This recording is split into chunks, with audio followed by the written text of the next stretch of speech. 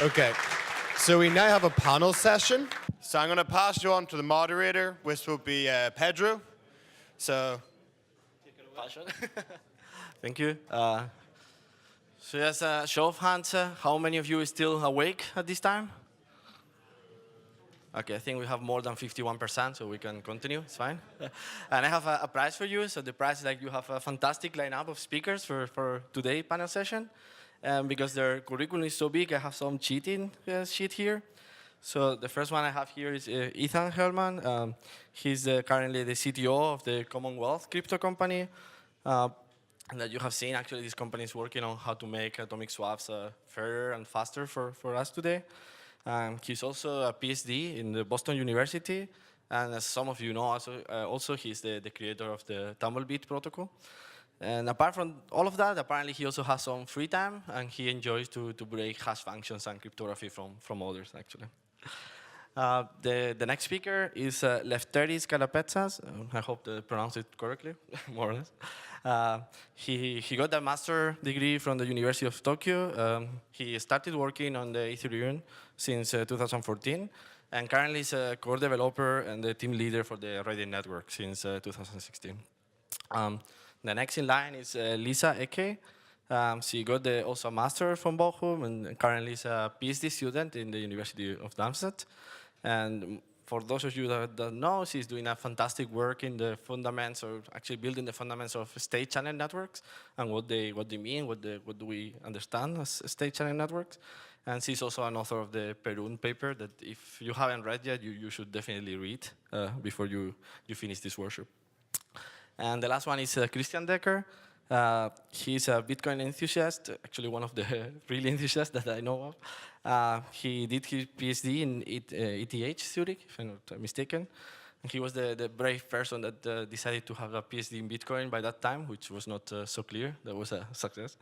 And yeah, he's doing great work in duplex micro payment channels. And as you know, now he's working on Blockstream, doing a fantastic job in trying to make the Lightning Network a reality. So with that, I want to stop talking myself and let them talk.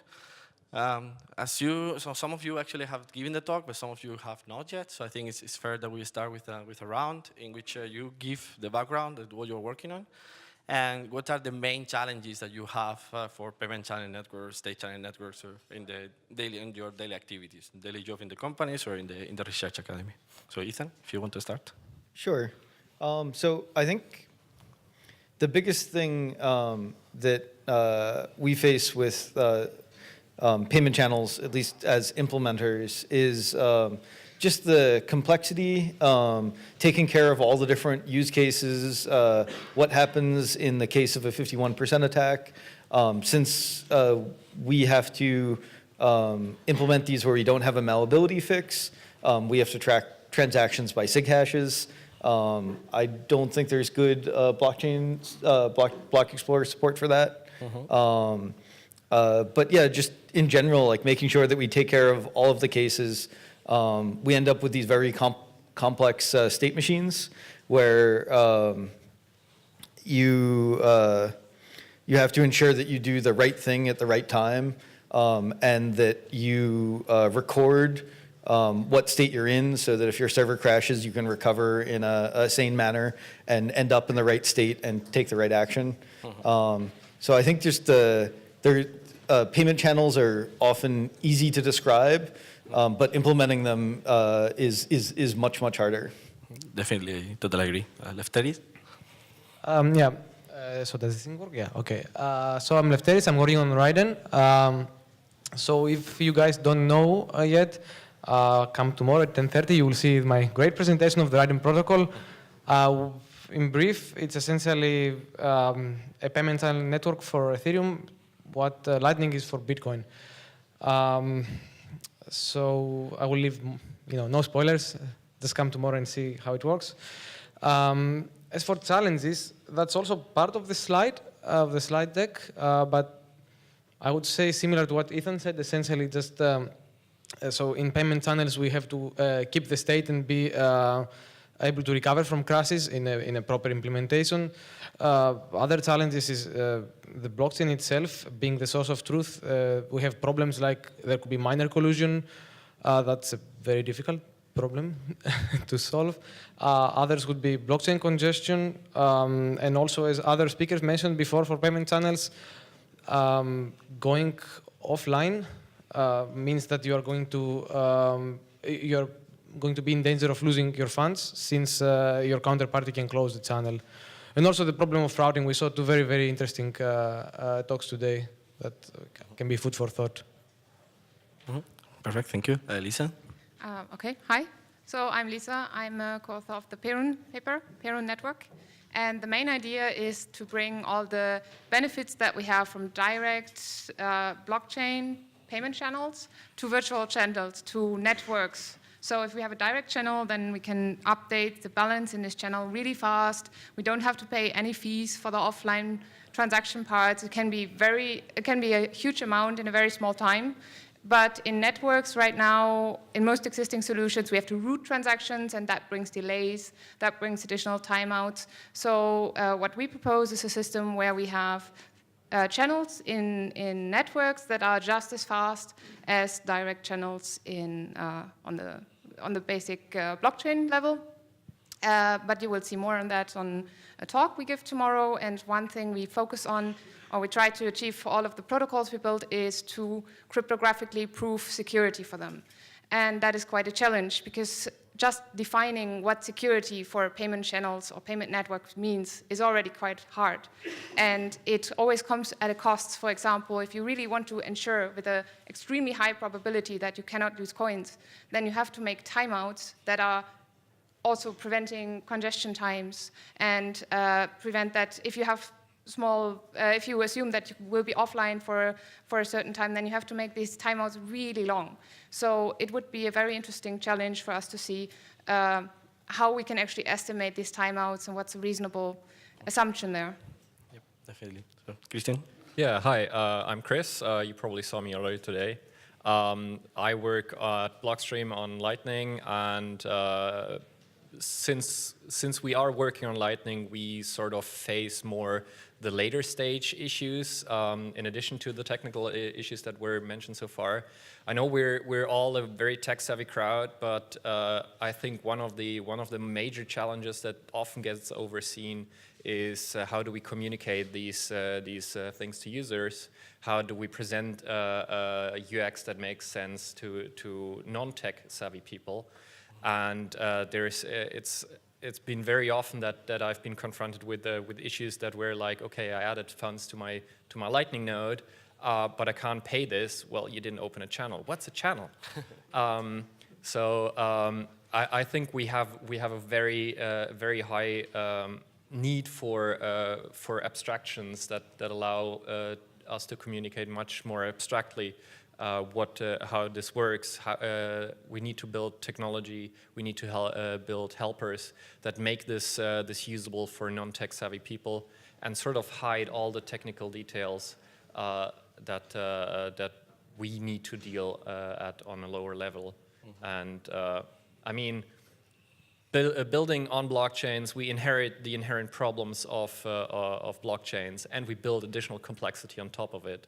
Let's sort of scale down the complexity we expose to our users, and sort of make all of this usable to people that may not have a full-time job in understanding this kind of technology as well.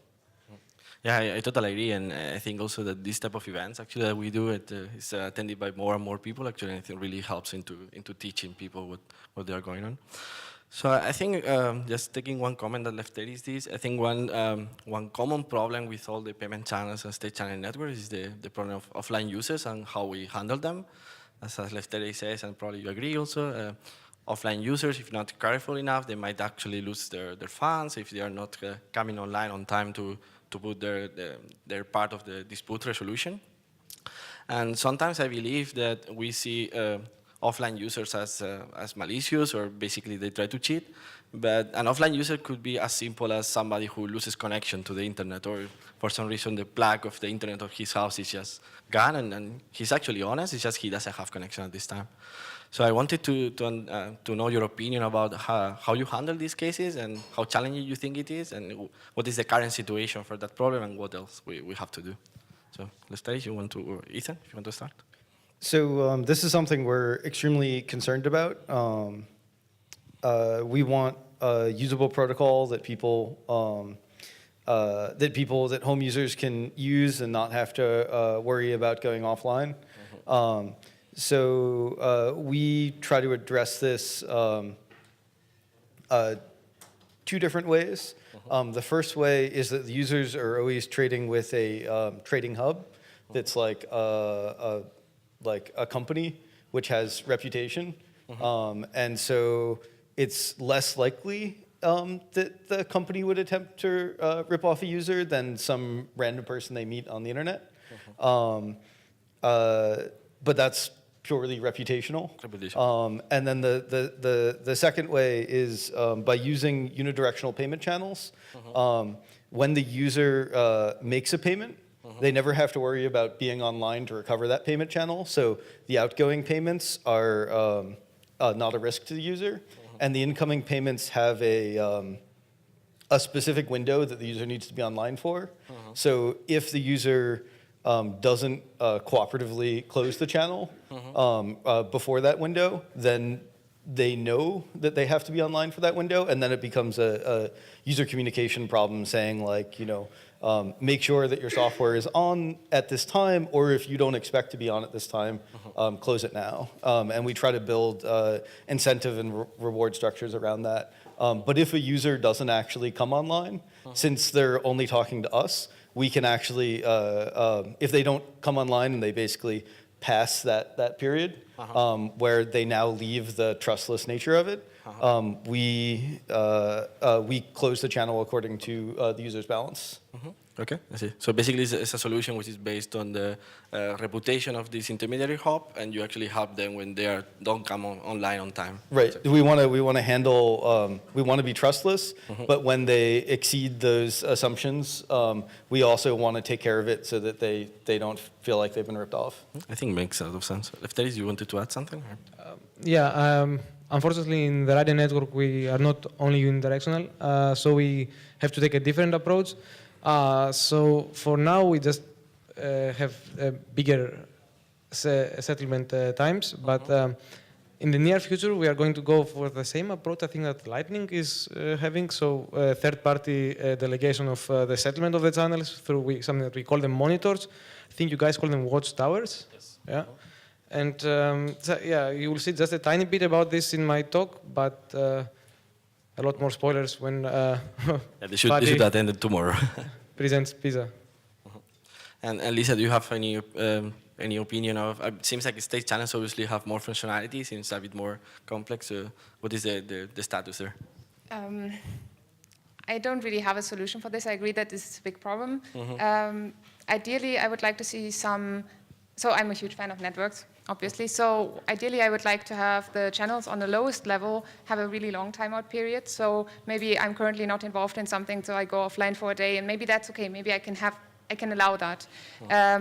But if I want to have state channels on top of that, or connections on top of that, then obviously they should maybe have much smaller timeout. So it would be nice to have a hybrid approach between some applications I don't need a long timeout, but then maybe I have the assumption that for the specific application the users will stay online. And maybe for generic channels that are just open for a really long time, I don't think we can do very short timeouts without having additional watchtowers or monitors. You want to add something, Christian? Yeah, so just to add to your point about having long timeouts, there's been this false narrative for a while now that in order to run a Lightning node, you need to be online 24/7 or you risk losing money. These are, we made sure really early on during the protocol specification process to make all of these parameters user definable. So basically what we allow the participants to do is to say, hey, I'm happy to check in once a day, and that's okay for me. Or I don't know if I'll be on vacation for a week, so let's make the timeout a week. There is always this trade-off between having very long timeouts and having your funds basically unreachable for a while. So that's why it was really important for us to make this user configurable. And the hope, obviously, is that with watchtowers and outsourcing these reactions to channel closes, we can reduce this over time. Currently, they are really long. I think for LND, we can have up to 2 weeks of timeout. And Sea Lightning usually has a day. And there we usually try to be on the safe side rather than on the optimal side. But it is our expectation to slowly decrease these to still safe levels, but where funds are less locked up. Yeah, and I think exactly probably it will be also interesting to see how the network evolves, how people actually use it, and as you say, be a tunable parameter that you can tune in time depending on how the network evolves. I have a question there for the configuration. I'm really curious, do you see people actually changing the configuration actively, or is it... So I'm basically asking how powerful are the defaults? Because you make a decision then by setting a default, and I guess maybe 95%, I just pulled it out of... It's definitely more than 95%. Defaults tend to be sticky, and I think like 99% are using the default values. But we want to have the opportunity, if people feel unsafe with the default values, that it can actually tweak them in such a way that they can be offline for prolonged periods. And if I'm happy with the short timeout because I have a Raspberry Pi that is my own watchtower at home, then I can reduce that timeout as well. So there's a huge variety of use cases where you have different kinds of online activity and different kinds of online access to react to whatever happens on chain, and we try to give people the opportunity to make full use of their own capabilities. All right, thanks. Thank you for that note. So I would like to open the panel to the audience. I have a couple of questions, but I think it's more interesting that you express your points. So if anybody has a question for the panel, yep, go ahead. Do we have a microphone for them, or should I just give it to them? I have a question. I actually wanted to ask maybe to most of today's speakers, but decided to keep it until a panel. So when during today's talk, from time to time, we had some notes like it would be nice to have Schnorr signatures in Bitcoin. It would be nice if we'll have authenticated state and some kind of hash-3 on top of UTXO. It would be nice to have what else? Quite a lot of actually stuff. And the question is, so for sure all off-chain protocols are based on on-chain features. And what set of features do you feel is the best, is useful, or maybe minimal to implement efficient protocol? Because like Lightning works, but for me it looks like it might be much more efficient if Bitcoin script language would be a bit different. What do you think? What should be added to Bitcoin script, to blockchain structure, and so on to create efficient off-chain protocols? Thank you. I take this? Yeah. So obviously I'm going to say SIG hash no input, BIP 18018. Now I found that the capabilities of the Bitcoin network at least are rather nice to work with, especially if we can start to reduce the complexity of the higher level protocol. I mean, one of the huge advantages of having an off-chain protocol, and I think you will probably agree, is that we can experiment with these technologies without having to push them down into the lower stack. So I'm quite happy to take on a little bit more complexity if that gives me the flexibility of actually iterating quickly over ideas rather than having to wait a year or two to push changes down the stack and sort of make it native in the underlying blockchain. And I think there's, at least from my viewpoint, there's very little that I'd like to push down in that way. As I said, SIG hash no input for me would be a huge win because it sort of solves my immediate problem. But we can do without, yeah, we can sort of slowly work on doing incremental improvements and experimenting with them before they actually get implemented, and then do what's right in the end instead of just hacking some solution together.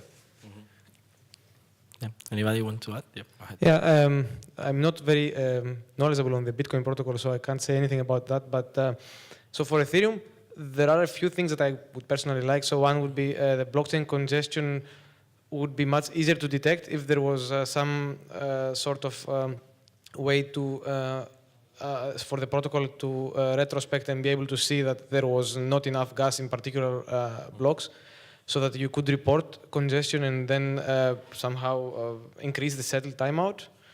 And I think another one that would be very useful for payment, but mostly for state channels, would be the account abstraction to have counterfactual channels. It would make it much easier. Yeah, I also think probably, I mean, Bitcoin seems like we have way less functionality than Ethereum, which is true. But maybe it's like we have, maybe you agree or not, we have enough functionality of some applications that we don't know that we can do with Bitcoin yet, or with the underlying Bitcoin capabilities that we have. So maybe you say it's worth actually to explore still and see what we can do with that reduced but still usable things. I mean, one of the big advantages of Bitcoin is that our data model is simple, right? There's very little interaction with other applications. We have this one use case we can concentrate on, which where we can optimize. Honestly, I wouldn't know how to approach state channels. I don't know how to about Bitcoin, how to do state channels in Bitcoin. No, so basically, the idea was that, I mean, in Bitcoin we have a reduced functionality, but we have seen some talks today also, and probably we will see tomorrow, that even if it's a reduced on-chain functionality, we can still build things on top. It would be interesting actually to say how many things we can do out of this reduced functionality before we go directly to something like Ethereum that it has a lot of approaches. Make sense? So basically, like in the on-chain, let me rephrase it. So in the Bitcoin blockchain, we have a reduced script language, but it still seems it is enough to have some kind of applications, for example, payment channels. I think it's probably a more controversial question, but basically, I think it's interesting to see what we can do, even though we have this reduced functionality or this reduced script language in Bitcoin. And it's like try to experiment with it, and then see what we can do out of it. Yep. You want to say something? So like I think last year I remember trying to make like a coin flipping application in Lightning. So if you had new opcodes, you could have a Lightning channel where, you know, we commit to a coin and then we flip it, and that's awesome. What you sort of realize is that when you try to do this in Bitcoin, you're sort of making it do something it doesn't want to do. I mean, it isn't really designed for that, is it? It's designed for payments. Where in Ethereum is a little bit easier to do that because it's a bit more expressive. So I don't think in Bitcoin you need that functionality because that is, as Christian said, they have a sole use case of payments, so they can focus on that and really get a payment network running. So that would be my little comment. Yeah, I mean, it's a bit the Unix philosophy, right? Do one thing and do it well. So yeah, I mean, we have this use case, which is payments and value transfer. And we try to optimize that as much as possible. If we can build additional stuff on top of Bitcoin, that's great. But yeah, it's just not our focus. Point taken. So any other question from the audience? Yep. Thank you. Sorry, I have a question. So basically, for the Lightning Network or like any like state channels now, the focus is the for the payment, right? Micro payments. So what about the like having the layer 2, but it's for the like token transfer or like non-fungible tokens transfer? Do you like imagine like how it's done? using the work like you have built for the like payment channel, because they are also like not like a non-generic bits and bytes over a network, but they also have like limited like a supply of their tokens. So very much like a payment channel. Yeah, like I want to send a crypto kitties to you over the L2, for example. So yeah, Lisa, you want to take it? So I guess what's easy, so the idea of payments in a channel is that I block funds in the beginning. I commit to this is money that will only be used for this particular channel. And then I might send it in one direction, at some point money might flow in the other direction, but this money is indistinguishable from other people's money that they might block in other channels. And that's actually nice, because this allows us to route transactions through a network. Because I can send money to him, and he sends different money, but I mean it's still money, to someone else. So in fact, my transaction, or I send money to someone else that is not directly connected to me. And that is really hard to do with tokens that have a specific identifier. Because if I can block this specific token in a channel with someone else, and I can transfer it off-chain to him, but I think it's quite impossible to take this, with the techniques we have right now at least, to send this ID further, because the person that's receiving it won't know if I actually send it. So it's not blocked in the channel that he's receiving it in. So this is something nice we have about money, about coins, but that doesn't quite work with tokens. Yeah, I think there's a fundamental issue of these tokens being fungible, right? If we digitize an asset and the ton of copper I have in my cellar is the same as the ton of copper that you have in your cellar, then that's okay. But as long as we have, it works as long as we have a contiguous network of assets that sort of can be forwarded, because the ton of copper that I get is not the ton of copper you send, right? Now with multi-party channels that we can build with L2, we can do any kind of transfer, even for unique tokens. However, there is the downside of you have to actually have any potential recipient of that token needs to be in the same multi-party channel. So you need to know ahead of time who you will be trading with. At the time you set up the channel, they need to already be in there so that they can eventually receive this. And the beauty of payment networks is exactly that we can, without having this existing knowledge of who might be the final recipient, we can still transact with them through the transitive nature of the network, right? And this gets sort of lost as soon as you start doing multi-party channels where you have to have everybody in the same room and everybody has to sign off on changes on the state. There's also the issue of payment transfers being very much aggregatable, right? There is a very concise materialization of the changes we did in the channel in the form of, yeah, this is the final balances. Let's just apply them. If we have unique tokens that we transfer, the materialization or the change from the setup to our settlement might be just as big as the intermediate transactions. So sort of this scalability feature gets a bit lost if you start trading unique tokens. Any want to add something? No? Okay, then let's bring it again. Anybody else have a question? Yep. Yes, me. Where's my beer? Where's my beer? Yes, me too. I was promised beer. Yes, my question is somehow related to the last one. Is there any work group around the problem of tainted coins that you put on payment channels? So as a lockup, you have a tainted coin. I read somewhere that 10% of all UTXOs are actually stolen. And I wonder if this might turn out to be one topic of the Empire Strikes Back when it comes to regulation, you know? I think the problem is quite similar to the token example. As long as the coin has a specific identifier and this one is on some list, then this is no longer fungible. And then I can open a channel and trade with the people inside this channel. And this might be even useful if we trade the same coin backwards and forwards, then maybe we can even save on some space. But that's a very, very specific use case, so I don't think that's a very reasonable thing to do. So as long as, so what you could imagine having two channels, so a network where I have a tainted token, tainted coin inside, and I forward this coin to someone else, and then later I get it back. So that could work, but this coin will never leave our channel. It will either end up on my side or on this other side, but never get out of, I can never transfer this particular thing somewhere else. I could maybe transfer something in equal value to somewhere else. Maybe that's possible, but this particular ID will never leave the channel.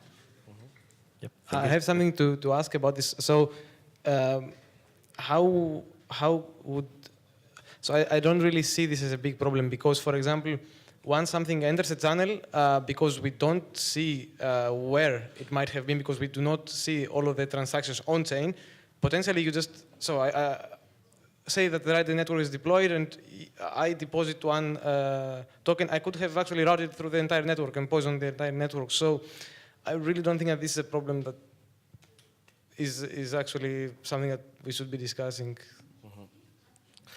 So unfortunately, we are out of time already, so I would like to have a big round of applause for the panelists and for input.